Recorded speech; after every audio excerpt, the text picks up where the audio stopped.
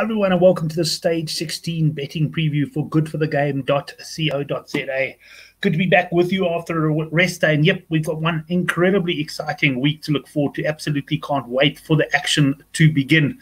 And before we have a look at what happened on Sunday, just to mention that I did catch up with @Groot that's Henrik Lemmer on Twitter, one of the more knowledgeable cycling guys out there, I can tell you. And we previewed week 3. I'll put a link in the description box below, and also a link to it at the end of the show as well.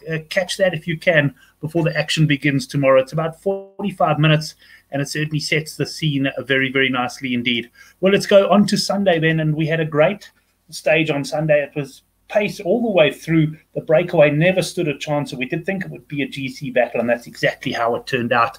And in the end, it was Tadej Pogačar who managed to get the better of Primož Roglič in a sprint.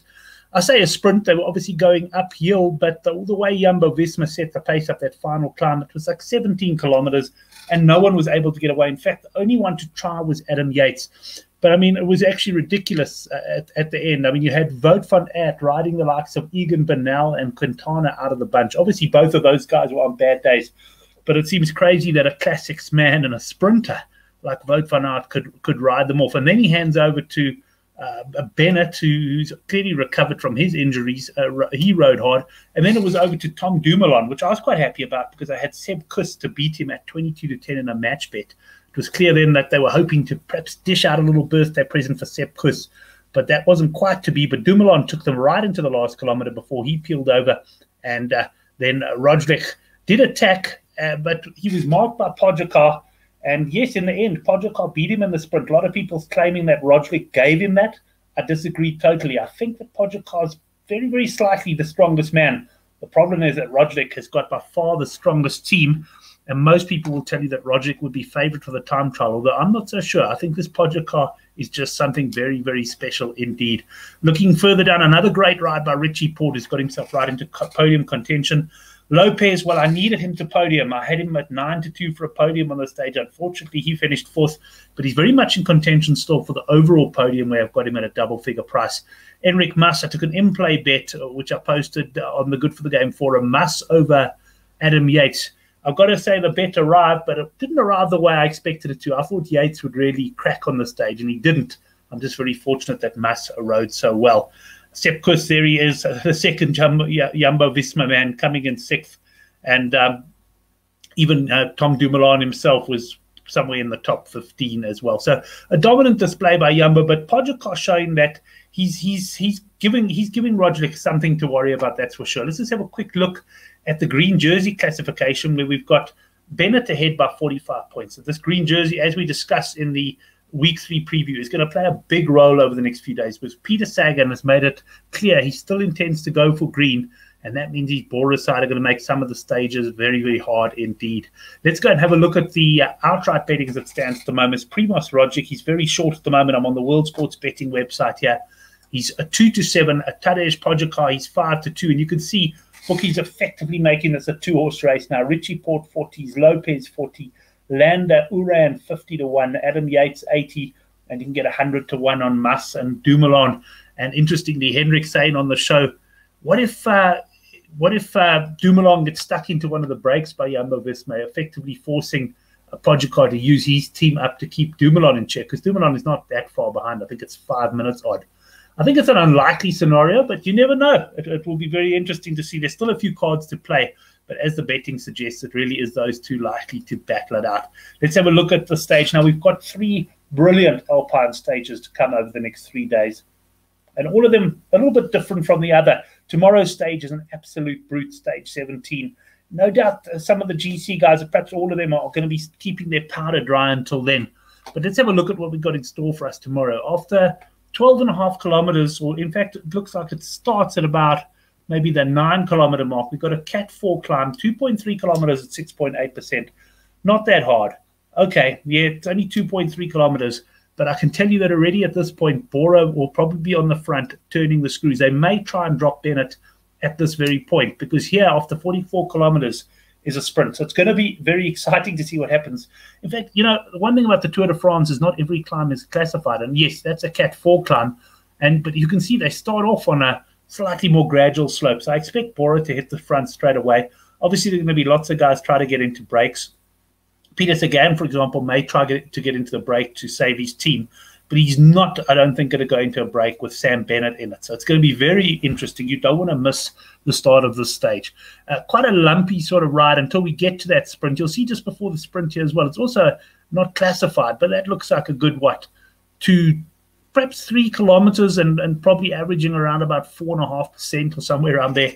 That's also going to be a lot, and Bennett is going to be fighting for his life. He wants to get to the sprint with Peter Sagan because he has proven that he's quicker than him. I'm hoping one of the beneficiaries will be Matteo Trentin, my podium pick at the start at 11-1 for the green jersey. He has moved into third spot now. He's a strong climber, and I'm hoping he and Sagan can even work together perhaps to try and distance Bennett. After the sprint, they go straight into this colder port, 7.4 kilometers at 6.8%. Because I'm expecting the racing to go hard until the sprint, I think the break will only go at this point on this climb, which means we are going to have a tremendously strong break with some really good climbers in there, because you're not going to get the likes of anybody. You're not going to get any sprinters or anything joining the break. So someone like a Greg van Avermaet, for example, who may fancy his chances on a stage like this, might be a bit tough for him. He would need the break to go before this climb. He's not going to get into the break on this climb, at least I don't believe so. We then go on a steep descent, a short little ride across to another 6-kilometer climb at 8%, a little bit more up and down, and then we get a Cat 1 climb, 11.1 kilometers, and there are bonus seconds here at the top. Now, Jumbo-Visma in the past have gone for bonus seconds, and they've clearly been looking for Roglic to build the lead, but I think tactics are going to change now for Jumbo. I think they're going to be more than happy to let a break go away, because Pogacar has proved himself slightly faster in the sprints than Roglic. And, I don't think Roglic will want to take any chances. He'll be happy, or not happy, I would say he's quite nervous still, but he wouldn't want Pogacar to get any closer than the 40 seconds. I don't expect him to do that. And for that reason as well, I expect the break to get away and to probably win the stage quite comfortably. I'm not sure which of the big GC teams will actually chase, because you look at Pogacar, he's got 3 or 4 riders around him. He doesn't have a very strong team left. There's also a big day tomorrow where he'll want to call on his teammates. Ineos, of course, now with Bonnell wiping out, they're really going to be chasing stages, so they'll put men in the break. And the only thing of interest to me tomorrow is, will the likes of Astana, Lopez's team, are they going to maybe stick a couple in the break? Perhaps even Lander's team stick a couple of his Bahrain teammates in the break, perhaps to launch something on this final climb. And then obviously you'll see from the final climb, there's quite a distance. It's 143 Ks. It's about 17 kilometers until the last 2.2 kilometer climb at 6.5%. So it'll be very difficult. If you jump ahead of the Jumbo-Visma train here and you pull 30 seconds on them, they'll pull you straight back over this period here. So you've really got to make it decisive. And the only way to do it, I think, would be to have teammates up the road that could effectively be there, almost waiting for you to pace you to this final climb. I think we're dreaming if we think this is going to be a lot of GC action. It is, as Hendrik said on the show, a war of attrition. So we may get a couple of guys suffer and drop out of it, but it's unlikely that the guys are going to be attacking each other. Maybe just peddling, Jumbo will be peddling a ridiculous tempo. So that means I do fancy the break to go. Let's have a look at some of the betting on the stage. And I'm just popping on. You can see I was looking far down the list there. Julian Alaphilippe, 9-1. He's the favorite. I can't have Alaphilippe. It's not that he can't win a stage like this, but I really do think the bookmakers overestimate this guy. That, of course, is good news, because it means you get bigger prices on everybody else. But Alaphilippe, for me, he hasn't looked at his best. And some of these climbs are probably a little bit hard for him. I don't think this is an Alaphilippe stage. So we'll have a look. But I'd be brassing him there at 9-1. I'm looking to beat him.